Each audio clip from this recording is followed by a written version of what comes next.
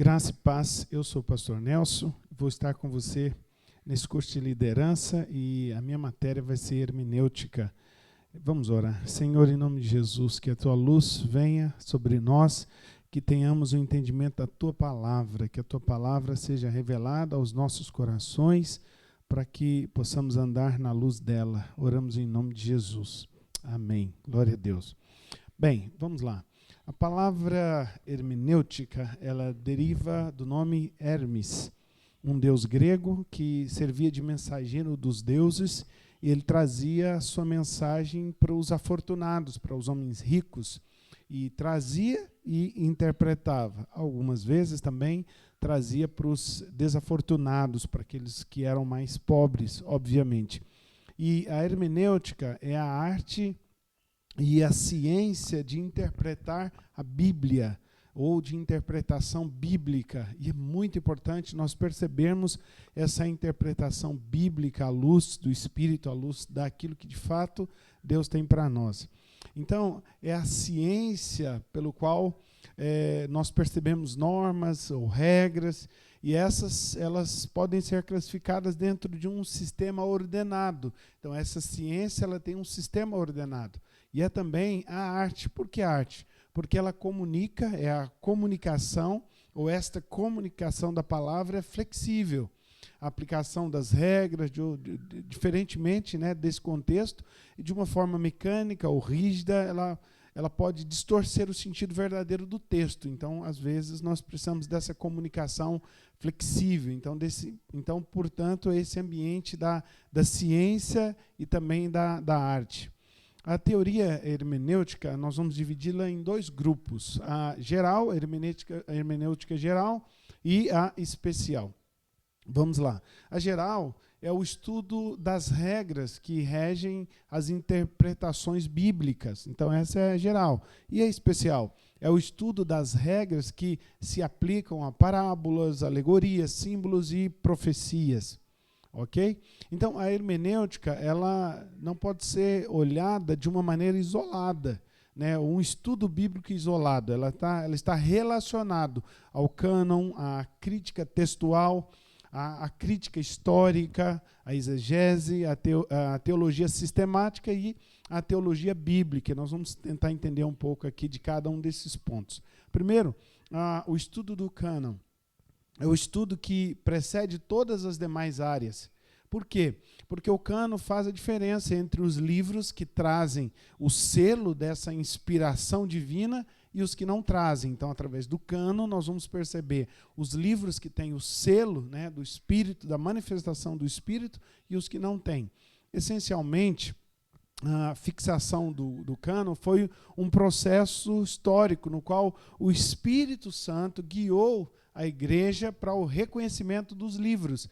E estes livros trazem, então, este selo, né, da inspiração divina. E a crítica, esse é o estudo do cânon, e a crítica textual. A crítica textual é a tentativa de averiguar as frases, né, o contexto daquele momento, o contexto histórico, o texto, e ela é necessária, né? A crítica textual ela é necessária, porque possuem os originais, nós não possuímos os escritos originais. Muitas cópias, muitas delas são cópias, e pela comparação de um manuscrito com o outro, essa crítica textual ela vai nos ajudar a até chegar ao mais próximo da tradução original. Então é muito importante a crítica textual. E também nós temos a crítica que vai nos apoiar nesse estudo, né? A crítica histórica. A crítica histórica, ela vai estudar o quê? Vai estudar a autoria do livro, a data, a composição, a circunstância histórica em que foi escrito e a sua unidade literária, né? A unidade do texto dentro de um contexto geral.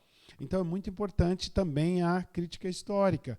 E também dentro desse contexto da crítica histórica, nós temos o conhecimento das circunstâncias, conhecimentos históricos que cercaram essa composição dos livros, em linhas gerais, e isso vai ser muito importante para a nossa compreensão, para entendermos o significado.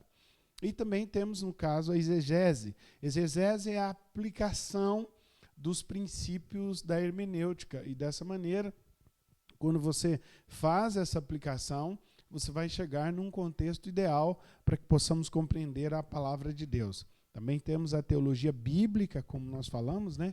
A teologia bíblica é o estudo da revelação divina, do Antigo e do Novo Testamento. Ela mostra esse desenvolvimento do conhecimento teológico através dos tempos, tanto antigo como do Novo Testamento. Essa é a teologia bíblica, que vai trazer para nós essa revelação, esses princípios, tanto do Antigo quanto do Novo Testamento. Também temos a teologia sistemática. A teologia sistemática, ela vai nos dar esse ponto bíblico, né?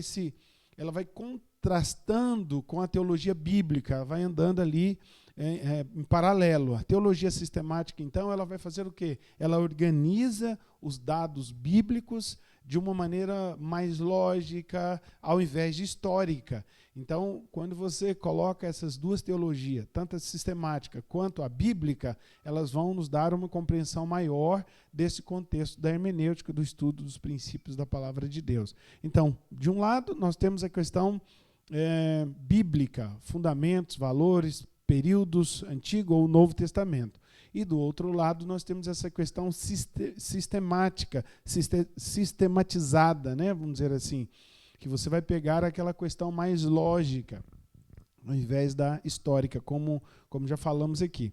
Então, tentar unir a informação sobre esse contexto, sobre o tópico que nós vamos aprender, e essa questão da revelação de Deus, isso é muito importante. Então, nós temos aí, dentro dessa caminhada que nós falamos, nós temos o estudo do cânon, temos essa crítica textual, que é importante, temos essa questão da crítica histórica, né? Ver os valores, os fundamentos, etc. Temos também a exegese, e aí os dois últimos pontos que falamos sobre a teologia bíblica e a teologia sistemática, ok? Olha, a hermenêutica, ela é necessária, e nós vamos ver aqui alguns pontos importantes. Por que a hermenêutica é importante para o nosso entendimento da palavra de Deus? Porque quando nós interpretamos as Escrituras, há diversos bloqueios, né? Uma compreensão espontânea do texto, muitas vezes, mas nós precisamos da hermenêutica para fazer o quê? Para suportá-los, para fundamentar nossa compreensão das Escrituras. E há alguns bloqueios dentro desse contexto todo, e por isso a importância da hermenêutica. Vamos ver alguns desses bloqueios. Por exemplo, primeiro é o histórico. O bloqueio histórico é um bloqueio que separa o tempo, né? Tanto dos autores, quanto dos leitores, quanto do povo em que viveu aquele momento. Então, isso é um bloqueio histórico. Por exemplo, a antipatia de Jonatas pelos ninivitas. Por que se deu isso? Então, quando você vai entender isso, quando você procura aplicar a hermenêutica dentro desse contexto, você vai ver que Nínive era uma cidade muito cruel, muito cruel. Então, a hermenêutica vai te fundamentar nisso. Isso é questão histórica. Jonas resistiu ir até Nínive, mas havia um fundamento. Claro que ele tinha sido chamado por Deus para fazer aquilo. De certa maneira, não justificava, mas havia um bloqueio histórico, por isso a importância. Por exemplo, o bloqueio cultural. Existem muitas diferenças entre a cultura dos antigos hebreus e a nossa. Nós vivemos tempos completamente diferentes. E aí, quando você pega um texto com 3, 4 mil anos que aconteceu, nós precisamos entender isso, porque há bloqueios históricos. Então, a falha em reconhecer essas diferenças, elas podem resultar numa interpretação equivocada da palavra, das ações e daquilo que Deus quer falar conosco. Então, esse bloqueio histórico tem que ser considerado. Olha, uma outra coisa interessante é o bloqueio linguístico. A Bíblia foi escrita em aramaico, grego e hebraico. Então, são 3 idiomas, 3 línguas. elas possuem estruturas, expressões, valores completamente diferentes, até mesmo da nossa língua, né? Então, se nós não percebermos esse contexto também, haverá um bloqueio nisso. Então, entender essa composição, essa escrita da Bíblia nas 3 línguas faz muita diferença. Mas, se reconhecermos a presença dessa vida de Deus, dessa unção de Deus, nós vamos com certeza viver a plenitude da palavra do Senhor para nós. Há também um bloqueio filosófico. Veja bem, essa questão tem a ver com a transmissão, validar a mensagem, né? A cultura, o tradutor, quem interpretou, essas questões similares que vai contrastar um com o outro, ela dá diferença nas versões. Então, nós precisamos entender muito bem esse contexto também, ok? Esse bloqueio filosófico. Ok. Bom, antes de vermos essas regras propriamente, né, da interpretação da palavra de Deus, eu quero que vejamos aqui alguns princípios muito importantes, princípios errados dentro da interpretação da palavra. Nós vamos ver agora sobre a importância de uma boa interpretação da palavra de Deus. Mas antes de vermos algumas regras corretas para essa interpretação, vamos ver alguns princípios errados aqui de interpretação da palavra de Deus. Isto é muito importante, porque se você aplicar um princípio errado, provavelmente você vai ter uma compreensão equivocada da palavra. Então, esses princípios, eles estão errados porque muitas vezes eles se baseiam em pressupostos equivocados quanto àquilo que de fato é o cerne da palavra. Então, há um cerne, um centro da palavra. Se não cuidarmos desses princípios corretos, nós vamos ter uma interpretação errada da palavra de Deus. Nós podemos encarar aqui a Bíblia como uma carta escrita por Deus para todos os homens, não há dúvida disso. E nesta carta, Deus, o que ele faz? Ele transmite uma mensagem. Essa mensagem ela é muito clara, esta mensagem ela é muito específica. Essa mensagem ela deve ser obrigatoriamente, ou ela deve obrigatoriamente ter um único sentido. Qual que deve ser esse sentido? Traduzir aquilo que Deus quer dizer a nosso respeito. Então, aquilo que Deus quis dizer para nós. Então, não podemos fugir disso, ok? Então, toda a interpretação bíblica, a conclusão é o que Deus tem para mim, é o que Deus quer dizer para mim. Então, existe uma filosofia que é muito aceito, né, no meio literário, artístico, etc., que é o pensamento do que significa um texto. E muitas vezes, o que se faz? Né? Procura-se o texto e vê o que significa para mim, o que ele quer dizer para mim. Isto é uma forma que busca, né, e muitos aceitam isso. Mas nós vamos ver aqui que isso não é a melhor maneira, é um princípio errado. Segundo pensamento, né, ou segunda maneira errada, que é o pensamento equivocado de você interpretar a palavra de Deus. É quando você vê que é uma poesia, essa poesia ela é impessoal, ela é autônoma, ela não está ligada a absolutamente nada, e independe de quem escreveu, do período, do contexto histórico, ponto, isso nada conta. E alguns tentam interpretar a palavra dessa maneira. E aí o que vai acontecer? Você agora está buscando entendimento naquilo que diz respeito a você. Você olha para você, olha o que a obra tem a ver com você e faz a interpretação. Isso também é uma forma errada. E esta forma de pensar, ela parece ser muito bonita, né, poética, entretanto, ela torna-se uma comunicação impossível, porque como é que você vai buscar valores exclusivos só para você dentro da palavra de Deus? E a Bíblia é uma mensagem que, sabe, expressa exatamente o que Deus está nos dizendo, o que Ele está falando para nós nas Escrituras, e não o que ela significa para mim. Então, não é o que significa para mim, é o que Deus está dizendo. E quando você entende assim, é muito importante. Vamos lá, princípios falsos de interpretação. O primeiro princípio falso de interpretação é o moralista. Veja bem, dentro desse princípio, o ponto central da Bíblia é que Deus recompensa os bons e pune os maus.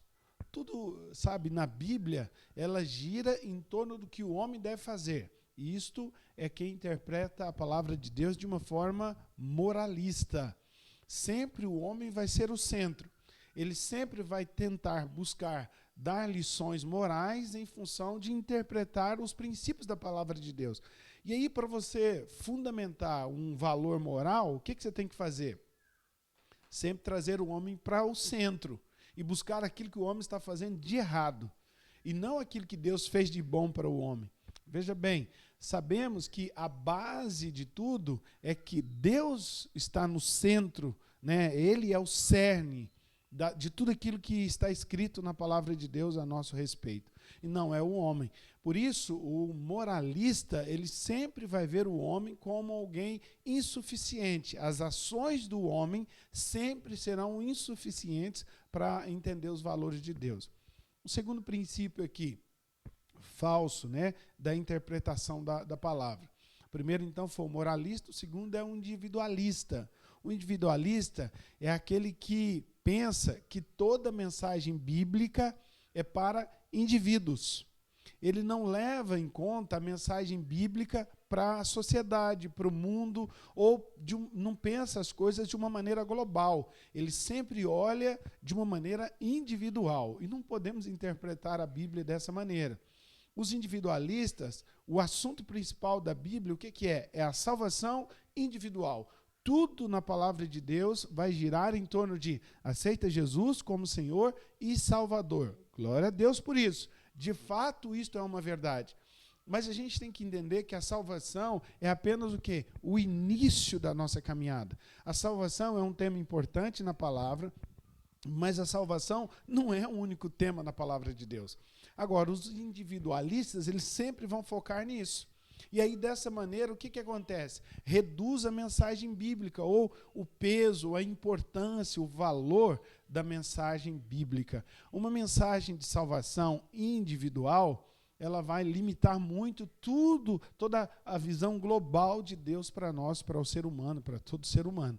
Então, o primeiro princípio individualista é a insatisfação. Ele sempre vai estar insatisfeito, ok? Então, vamos lá. Terceiro princípio de interpretação de uma forma errada, ou equivocada, ou falsa da palavra. É os modernistas, né? Vamos colocar assim. Para os modernistas, a Bíblia ela deve ser examinada de uma forma científica. Isso são os modernistas. Ele não aceita como sendo verdade aquilo que provavelmente, cientificamente, não é possível de se comprovar. E você vai ver que esses que interpretam a palavra de uma forma moderna, os modernistas, eles terão muitos problemas. Usando como princípio essa análise científica, os modernistas, o que eles fazem?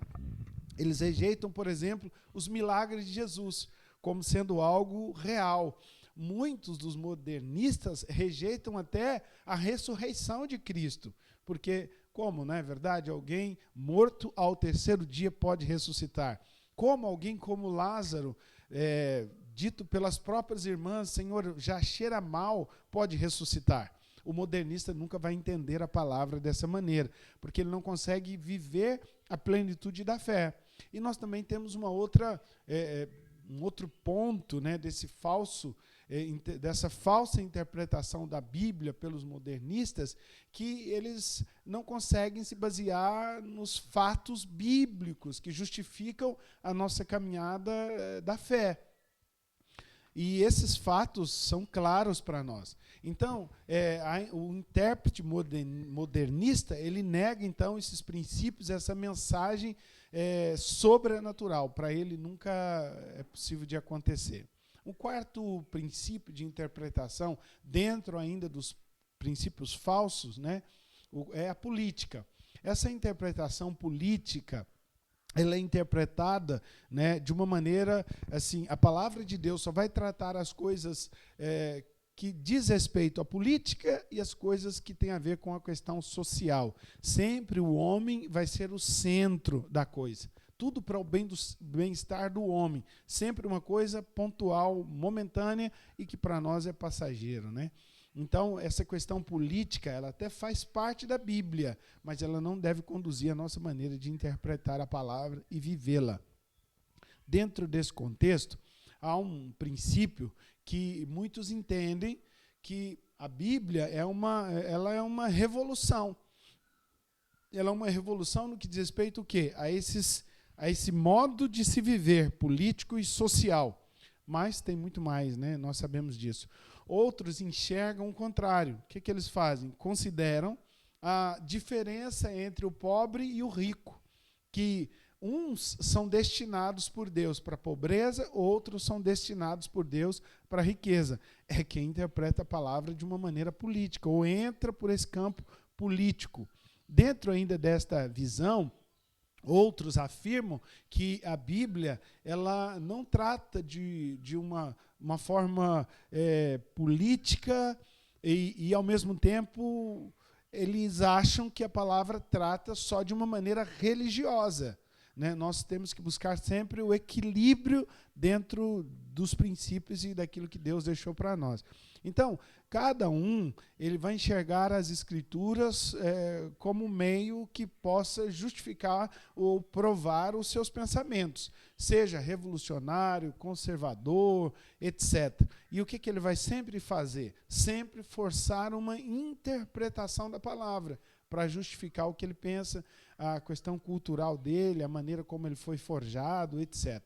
Então, normalmente, esses princípios de interpretação da palavra, eles sempre vão fugir dessa mensagem central do Evangelho, que é a vontade de Deus para nós expressa na sua totalidade na palavra. Por quê? Ele vai sempre buscar um valor para justificar e vai sempre estar insatisfatório, de uma forma...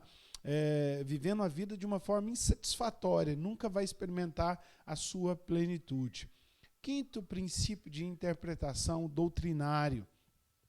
Por esse princípio, né, doutrinário, o que a pessoa faz? Ela determina a interpretação e ela determina a interpretação da Bíblia segundo aquilo que são os princípios doutrinários da igreja. Ela vai querer condicionar a Bíblia para justificar aquilo que, de algum modo, foi concebido na sua origem, na origem da sua igreja. E nós temos que entender que a palavra de Deus ela existe há milhares de anos, escritos, a vontade de Deus, os acontecimentos, tanto do Velho e do Novo Testamento, existe com certeza antes da nossa igreja, segundo a ideia que nós temos.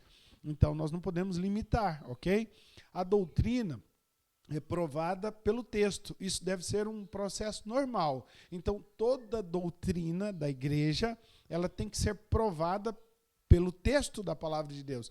Mas muitas pessoas, quando buscam a interpretação de uma maneira doutrinária, o que ele quer fazer? Ele quer ajustar o texto para a doutrina, como se fosse o inverso. A doutrina veio antes do texto, e não é. A doutrina, com certeza, da vossa igreja, das nossas igrejas, elas vieram depois do texto da palavra de Deus. Então, nós temos que encaixar a estrutura de raciocínio, de ensino, de doutrina da nossa igreja dentro dos princípios da palavra de Deus. É muito importante que a igreja possua uma doutrina, que a igreja tenha princípios bíblicos, etc. Mas tudo isso deve estar determinado dentro dos princípios da palavra de Deus. Um outro princípio de interpretação é o literalista.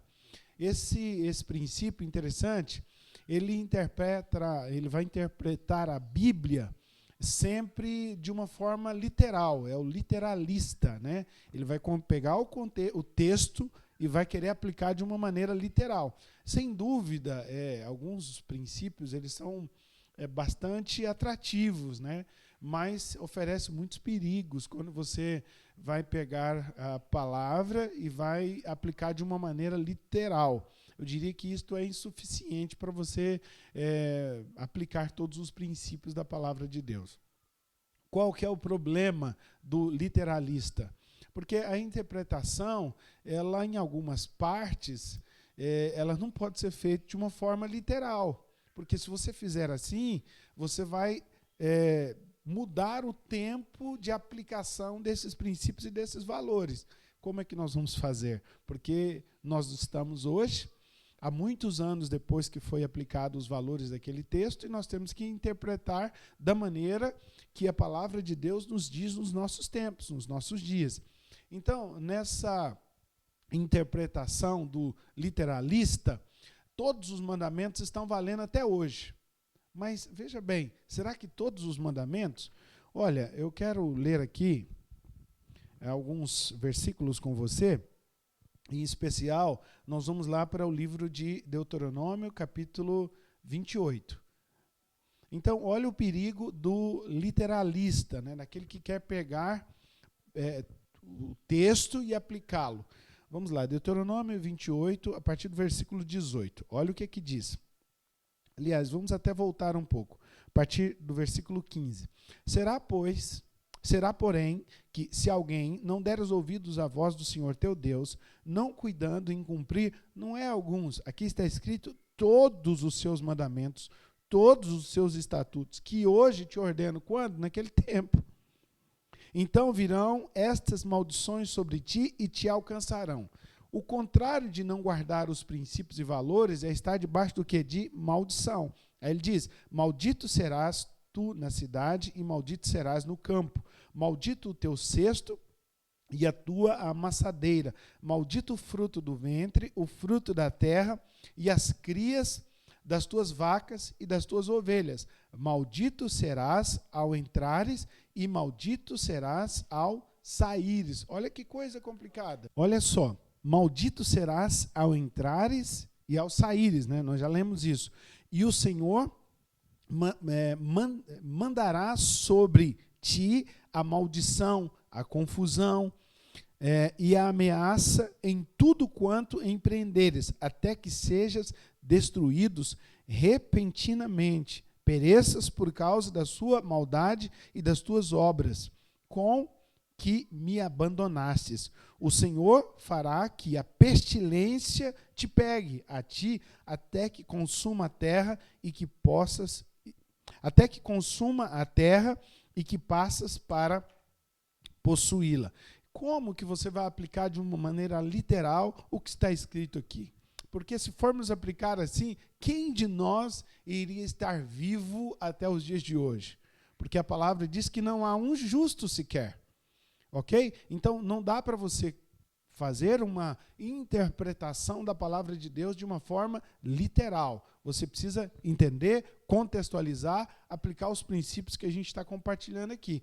Então, isso é uma prova de que, mesmo seguindo os princípios e valores da velha aliança, do Velho Testamento, de todos os mandamentos ou outros, nós jamais iríamos conseguir viver tudo aquilo que são as promessas de Deus para nós. Ou um outro perigo, segundo perigo da interpretação dos literalistas, que muitas vezes os textos eles são críticas sem levar em conta a situação histórica do texto. Então há um contexto histórico e nós temos que avaliar o contexto histórico para perceber se de fato isto aconteceu ou se é algo que nós vamos aplicar na nossa vida. Isso é muito importante, fazer uma análise, então, do contexto histórico. O terceiro perigo de uma interpretação literalista é o uso de textos isolados para provar certas doutrinas, práticas, enfim, outras coisas mais.